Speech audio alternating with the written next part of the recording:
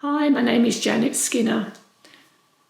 Sometimes in life we need a purpose to continue. And back in the early 1990s, I was looking for a reason to live, if you like. Just happened by accident one day that I saw that Geebung station, which is in Queensland, was going to be demolished and replaced. So I decided to paint it. And during the 1990s, I painted 104 railway scenes, and that kept me going. As I sat on the platform and railway sidings, old people would come over and speak to me and tell me about life in the good old days. These were elderly people. It transpired that many of them were born in the early 1900s. I wrote down their names and phone numbers, and I went back and interviewed them. There's a series of some 35 railway tapes that I'm making of the interviews that I recorded in New South Wales and Queensland. I'm not a journalist. I've got no background training in interviewing, and I really hope you enjoy these films. I hope they bring laughter to many and insight into what life used to be like. And please bear with me. I had fun doing them, and I hope you have fun listening to them. Thank you so much.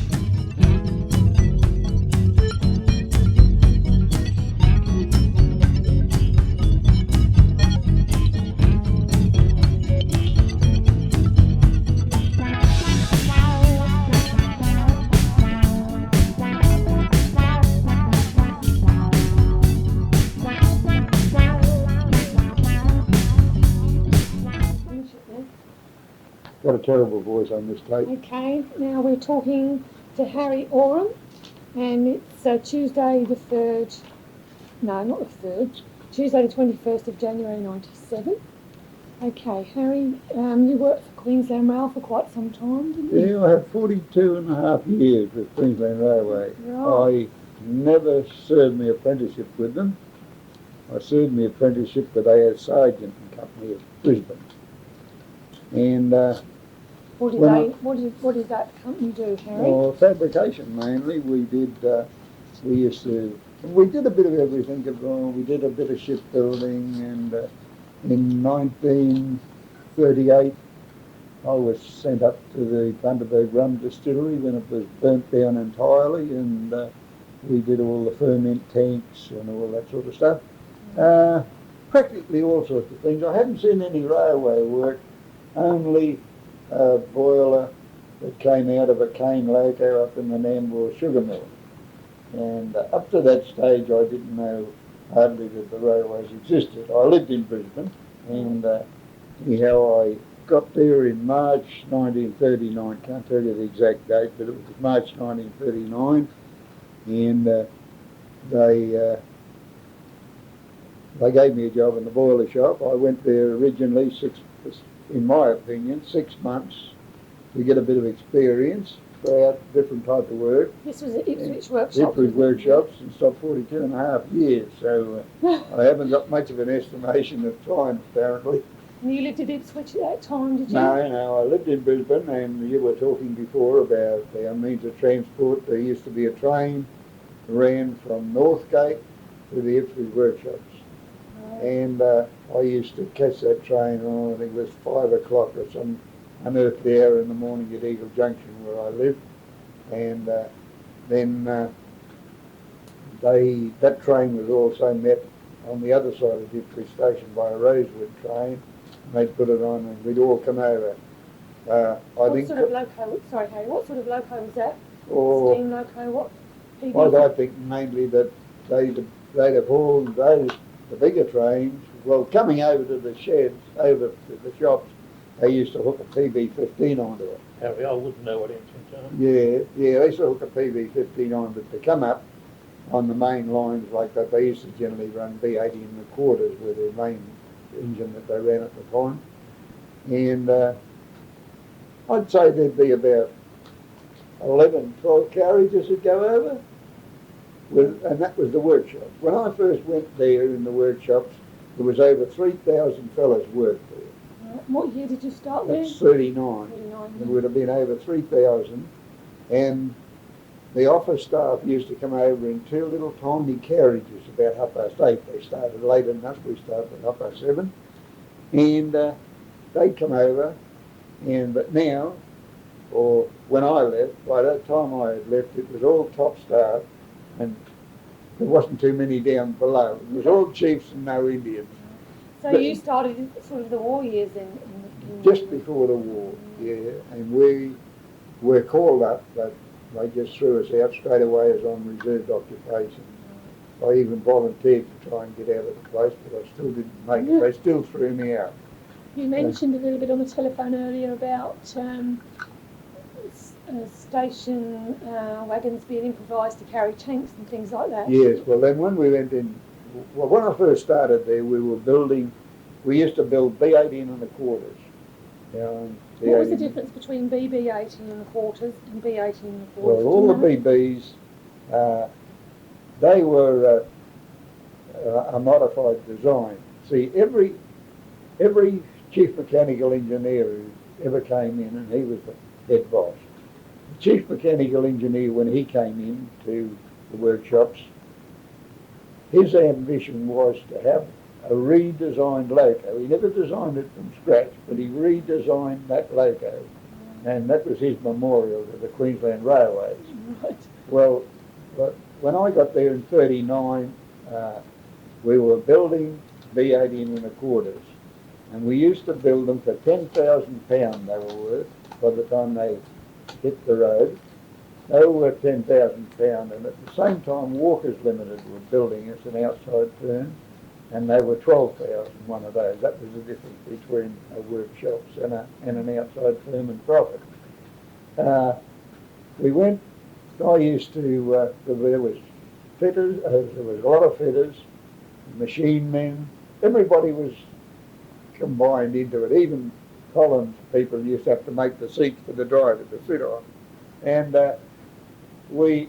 it used to start off in the boiler shop, and they used to have what they call main frames, and these are about each thick steel and about so deep.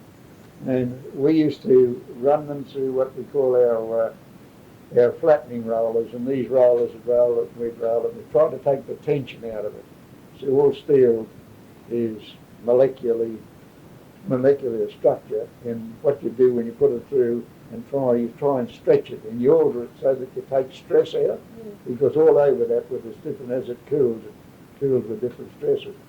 Well, we used to do that, and that used to go, those big plates used to get in, and they used to drill around it with big radial drills. Then it used to go in the machine shop, and then it went in, and all the big machines, and they'd go around and they'd cut all these things. Well, then it used to move, when all these different parts were assembled, and we used to, when I worked on with engines, we used to go up into what they call the number one gang, it was called, and all those fellas, I'm not including myself, but they were top men, they were accurate, highly accurate men. And we used to assemble it, and you're talking about parts of the locos now.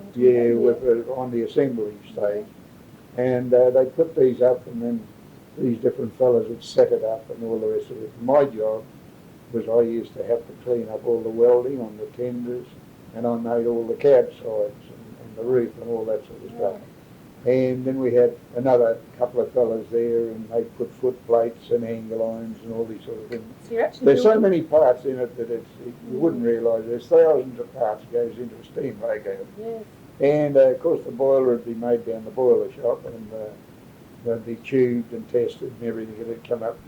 One of the really spectacular things that I would always stop and have a look at was when the loco was to be wheeled. They'd bring in all the wheels, and they'd put them all down, set them all up, and then they'd pick her up a big crane at each end, and up she'd go, and they'd take her along, and they'd lower her down, and those crane drivers were that accurate, they could give you an eighth of an inch with this tons of stuff there, because they weigh about 90 tons when they go out.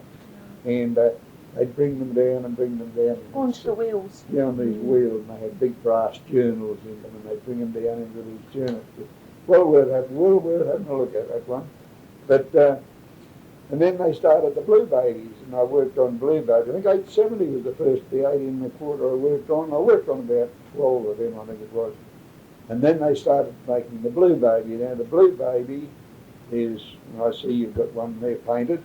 The Blue Baby was especially designed for suburban work. They were very, very fast. They were a tanker, and they were designed for fast work to get them out of the station, like our modern electrics go whoosh. Well, in steam days, they used to go whoosh. And they had a thing that was an innovation in them, in as much as all the cylinders on the outside and the saddles where the boiler sits on in the front and all the blast pipes go, they were all welded in the boiler shop. They were rolled and fabricated and welded in the boiler shop. Now when you weld, you set up a terrific amount of stress and strain, and you get hard spots, what we call hard spots all around it. Now what they used to do with those, once they were welded, and mind you, they were all hand welded, there was no machine welding in those days, it was all hand welded, electric welded. And we had some of the best welders you could ever cap in a day's march, you know. And they used to finish these cylinders and then they'd take them away. Well, they all had to be machined, so you have to take the stress out of them. And they used to go up to the tooling gauge, and they put them in on Thursday. I won't be certain of these days, but I think it was late Thursday afternoon they went in and they turned the furnace on. But when you went up on the Friday, you'd have a look inside their furnace, they're big electric furnaces, and you look inside, and the whole thing was glowing a dull red. And they'd leave it there, and then when we knocked off work on the Friday night, they'd turn her off. And then they'd pull her out, and then they'd let it go back to room temperature inside the furnace, and then they'd take her out Monday morning and she was ready for the machine shop. Then she used to go down and she was bored and planed, and all the setting up was done down there. Of interest, actually, the first Blue Baby that was ever made, and I was fortunate enough to work on it, but that's beside the point. You did work on the first one? I worked on the first Blue Baby. And what number was that? that's something I can't tell you. It's okay. And that went down, and we had the first industrial exhibition ever in Queensland, and it was in the old exhibition grounds over there in where the wool section, all that stuff is, you know. And they put that Blue Baby under full steam on a set of rollers. She was brought from, I believe, I never saw this, I'm only what people tell me, I believe they made a track and they brought her right over from Brunswick Street and through the valley playground yards. Especially. And they laid this track, because those track lines were pretty fast, and they laid the track to get her in, and then she was sat outside, and she was sat on a set of rollers, like you've seen rollers that cyclists use. Well, these were big, massive rollers. She was under full steam and working, and they were turning around, you know, and it was a marvellous thing, and everybody was looking at it. There was a string of kids from here to the centre of town, all waiting to go inside, and all waiting to blow the whistle. You Were know? they painted blue in those days? Yes, they were always blue. That was their colour. And but as I said before, she was specially designed for suburban work. And of course, the later years we gave up building those for the simple reason we came into diesels then. And but they were. And then they had BB-18 recorders. A lot of those were built in England. And we had all different gangs, if you can understand. There was a boiler shop, there was a machine shop, it was a big shop, nearly all manual lathes and everything. I believe there's 2 manual lathes over there. The rest of them, if they didn't have buttons to press, wouldn't know what they were doing. And we all came up in that stage where it was a lot of hand work and everything like that. And then we had our big machine shops, not our machine shops, our assembly shops. So Did you help make any of the tanks from the war, or that just the No, carriages? we never did tanks. No, but Any they guns did. or anything like that? Did they make? No, that wasn't. We were getting on to the war years in the Queensland Railways. I said there was 2 shifts. It was a day shift, worked 6 days a week. We worked a night shift 6 days a week. I don't know for how long, but I tell you what, it wasn't very pleasant in those cold winter nights in there either. But I started in the boiler shop on this night shift, and we used to do a lot of framework, and we had to convert a lot of tender underframes. We welded rails across them, and they were made specially for carry tanks, nothing else but tanks. Of course, carriages would crack up, and we'd have to rebuild a lot of chassis to go underneath the wooden carriages in those days. And then later on I went up as I was the rouseabout boilermaker, as they call them, in the repair gangs where all the engines used to come in and be repaired. It was a job where you had to do anything and everything. It wouldn't matter what it was, and you'd be in the middle of one job and somebody would want something else done here. And but it was a good job in as much as you got around, and time went quickly, which was the main thing on back shifts like that. The engines were run and run and run until they couldn't run anymore, and that's all there was about it. I saw one engine came in. All engines, all the steam engines had the tendency to crack away on where what they call their horn cheeks, where all your big bearings go in, and they cracked from the corners up.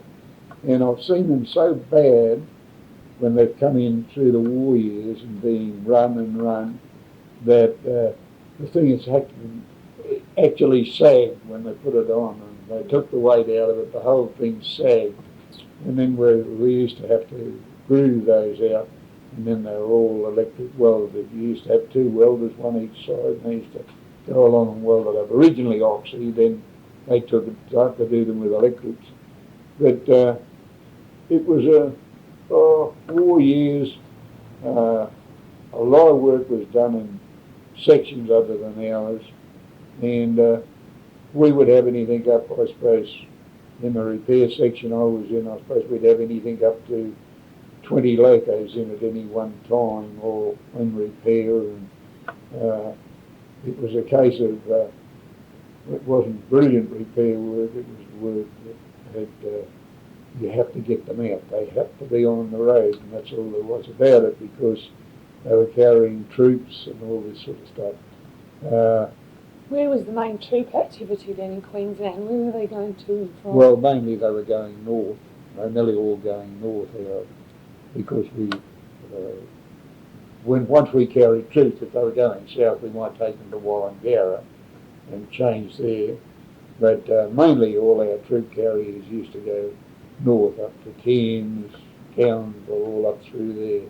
And that's where they used to transship a lot of them from, and try and save boat time and mines and all this sort of stuff. They used to seem to think that I think that the trains were a bit safer. But some of the work that was done there in the railways was, they built big lathes, tremendous lathes, big enough to turn out guns and all this sort of stuff. They were all made in the railways. Did they actually used to turn out the guns in the railway? No, never turned out the guns. Just the machines to make. I've seen the barrels come in to test these lathes, and they put them in and then they turn them down. And you see an eighth of an inch of metal just being peeled off as it went, you know. What are these like, the barrels of the tanks and stuff like that? You talk about? Big guns, field guns and stuff like that. And, what's a peel gun? What's a peel gun? A field gun. Yeah. Did you say field gun, did you? Yeah, a field gun. What? Well, that'd be the, you know, like, you go mortars and then you go up to artillery. It's all artillery stuff. Right. And from there, it developed, they built a tool and gauge room, which was an annex, not in the railways, but it was an annex to the rest of the railway. And it was all air conditioned, because you've got to hold your die. You make a lot. They used to make dies for shells and bullets and all this sort of stuff, and that had to be held at 74 degrees. I think it was. I'm not certain if it's 74, but I think it's 74. Right. And but it all had to be held at that one temperature, because you were working in 10,000th of an inch in that sort of stuff. Could you go in there on a winter's night to get warm then, could you? Just about, yeah. They didn't know what it was like outside. Yeah. But they used to work 3 shifts. And I had a brother-in-law who was a turner there at the time.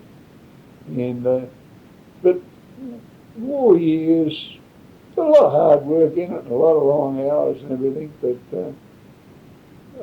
the ships developed a great mateship in amongst the ships, you know. Some poor fellow got, as Paul told you before, if anybody got in strife, everybody had had a hand in their pocket. We never had much, but what we could afford, you know, married and all that sort of thing, what you could afford, it went in.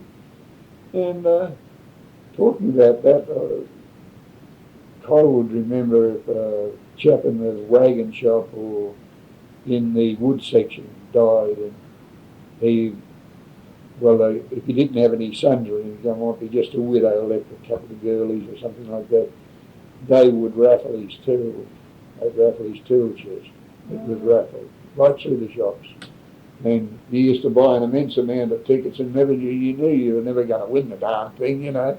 But the money went in, for life then. And then not only that, they'd immediately take up, if the position was bad, they'd take it up, and all the shop stewards would take your lists around and all that sort of stuff. And it was marvellous the amount of money that was raised over there in the railway. It might have been a hard old lot, you know, in their way, but when the ships were down and things were bad, they were there. They were real, true gentlemen, a whole lot of them. It's not unlike some of the stories I've heard of the dockyards in England. They used to help each other. Yeah, you build a sort of a mateship, and well, I've still got a lot of friends around the place, you know, that I still go and visit, you know, 15 years after Coles the same, you know. Changing the subject a little bit, where did all the metal come from that was used to build everything? Oh, well, it all used to be mainly BHP stuff. It used to come in, all BHP stuff. It had come in from, well, Evans Deacons was one of the big suppliers of metal, and it used to come in, and I could tell you right now that BHP steel was the best steel in the world, bar none. We used to get English steel later on in BB-8 in the quarters when I worked in the timber gang, and that you could go around and you used to have to fill up all the little pit holes with an electric welder, you know. You wouldn't have thought about finishing mortar or anything, but it used to pit English steel at that time. I'm talking about now, at that time had the tendency to pit underneath water and all the time in tenders, and BHP definitely made the best boiler steel in the world. Right. And have you seen the welding techniques change over the years that you were there? Tell me a little bit about that. Well, I'll go back to when I was an apprentice. I learnt to weld with a DC arc machine, which was an electric motor on one end and a generator on the other. A piece of bare wire. A piece of bare wire? Bare wire hooked in. And a piece of washing soda in my hand. We used to weld. That was how I learnt to weld. With washing soda? Washing soda. How did that work then? I don't know. It used to be, you would try to give it a coat. You see, all the coating on hand rods are really there to, you can weld with bare wire if your hand's good enough. Mine's not. But the idea of all this flux and everything, it forms a skin on it, over the top of it. So you've welded there, and then the flux melts and it goes over the top of it, and it holds it, and that smooths your weld out underneath. And when you get like me with the old Joe brakes, of course you're flat out to do that. But we used to weld, then after that, when I say I learnt to weld with that was they said, well, you weld with that and you find out how it works and all the rest of it. But we used to have old quasi-arcs and EMF electrodes. EMF, I don't know what they had in them. The quasi-arcs were wrapped in blue asbestos. And we wouldn't be allowed now, would it? And we used to weld with them, and as you welded with it, you'd look at the fellow and there was these black pieces of soot floating all around him. Oh, dear. And then, of course, they went to better machines. When the time we got up to Bundaberg, they had what they call stabilising arc machines, which when you were welding vertically or overhead, you'd switch on your arc stabilisers, and instead of, they used to keep your electricity fluctuates, we put it that way, and these used to take care of the fluctuation and give you the 1 amperage the whole way, you know. And then when I got up in the railways, of course, they had EMFs and quasi-arc machines and everything. They were what we call choke machines. But now you hardly ever see a hand welding machine. It's nearly all MIG or TIG, as they call it. One's covers your rod with argon gas. Some use some of the carbon gases, and TIG is a sort of they've got a core runs down the middle of this wire as you weld, you know. But welding is all together. They have automatic welders now that you can just strap them down and tell them what to do and press a few buttons and it does it, and you switch it off at the other end. Times have changed. And it's just like the top of Cole's table. We were talking about this Ross and Keith Smith, who were the first aviators. I think they were the first from England, right? I think they were. They were the first ones that... Yeah, they flew a Vimy out, an old biplane, and they had a landing mishap out west somewhere over in Queensland, and they broke a propeller. And they brought this propeller down to the Ipswich Workshops, and it was done in what they call a pattern shop. And they had to laminate it and perfectly balance that propeller. And it was the only place that they reckoned that it could have been done in Queensland anyhow was in the workshops. I'd be pretty skilled to do that. They were really skilled, mind you. To give you an idea of a pattern shop, they make all the wooden patterns that you do all your castings in, and it's highly accurate work. It's got to be accurate work, and they are real top tradesmen, a pattern maker. He's a class of his own, a pattern maker. We talked about the rostrum too, and they had a lot of speakers of interest, didn't they? As a matter of fact, one time there they had Miss Australia came over. Okay, we're starting on a different subject now. Yeah. Can I just go back to the aeroplane going again? Oh yes, Yeah. And as far as I know, They continued on their journey then, did they they? flew down to Sydney, and I don't know what happened to the plane or anything. But, Okay. yeah. Okay, now what was you going on to? Well, we were talking about different things. You know, I'm really giving you. You're trying to wander with these things. Yeah, I think so. You can just pick out what you want. Now, there's an interesting thing about.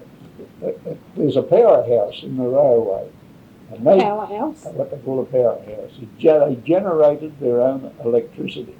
This was in the Ipswich Workshop? Ipswich Workshop. Still there. It's still there. I don't know whether it generates power still. No, they've got for years. And they could generate enough power that they supplied the whole workshop with power and even pumped a bit into the lines, you know. The surplus went into the lines. And it's an interesting thing, that, because it is one of the, well, in those days, powerhouses were all around the place, weren't they? Every town had its own little powerhouse. They used to blow the whistle, didn't they? Oh, yes, yeah, they were responsible for our whistles blowing. And as a matter of fact, I know a bit of it, doesn't know about that. And we also had a canteen over there. And it was controlled by elected members from the workmen. And they used to appoint a committee, and you could get a hot meal at dinner time there. And they employed outside ladies, didn't they? Yeah. Mainly the cook. Yeah, but they were somehow, they got concessions. Oh yes, they got concessions, but they were, they were actually employed by these elected representatives, but they were outside ladies used to come in, and you could get a good hot meal there. There was a lot of fellows there. If you wanted sandwiches and things like that, you used to have to put your order in the morning, and the bloke was labourer in the shop. He'd take the order up to the dining room, and about 20 to 12 he'd go up and collect it. Yeah, you used to be able to get ice cream and lollies and all that. You was going to say something about Miss Australia, was you? Oh yeah, well, this was in this roster. We had Miss Australia there, and this was just some of the things. Now Dan Kelly, remember Dan Kelly? Yeah, he was there one time. Dan Kelly. They were outside speakers, and one of the fellows that was on the committee of the rostrum, he was a bit of a, well, what we would call him, a bit militant. We'll say that. And he used to often get into a row. In those days, communism and socialism. Are we on? Communism and socialism was, starting to work into the workers' minds. And he used to bring some of them in now and again. I used to take him up to the top office. No more of those, they'd say. But it was really interesting. We used to have choirs that come over, and there'd be, and as Paul said, you might have a fellow that might sit down at the old piano, didn't he? Yeah. And have a sing-song. This was in your lunch break. This was in our lunch break. And how many people would you get in the canteen, do you reckon? Quite a few? Oh, in the canteen. Well, the canteen was a separate thing from the rostrum. The rostrum was on the outside. In the canteen, they had a big area for dining. Oh, I don't know about dining. I suppose it'd be 50, would there? Oh, easy. Yeah, more than that. There would be, eh? I reckon. I never bothered with it myself. Yeah. And but the other one was outside, and it was also, the rostrum was also on the outside. I think you were talking Alec Hansen. Yes. Yeah, well, Alec was on that committee. Who, Alec? Alec Hansen. Hanson. Yeah, he was a wagon builder. Was he? Yeah. His dad was in charge of the fitting shop at one time. Yeah. And but they used to, it was good. I used to walk and wander over there, People would speak of all things. You wouldn't know what was coming up next. You might have a fellow on astronomy or stuff like that, That was good. Yeah. Okay, we'll finish That played it out, didn't it? Yes.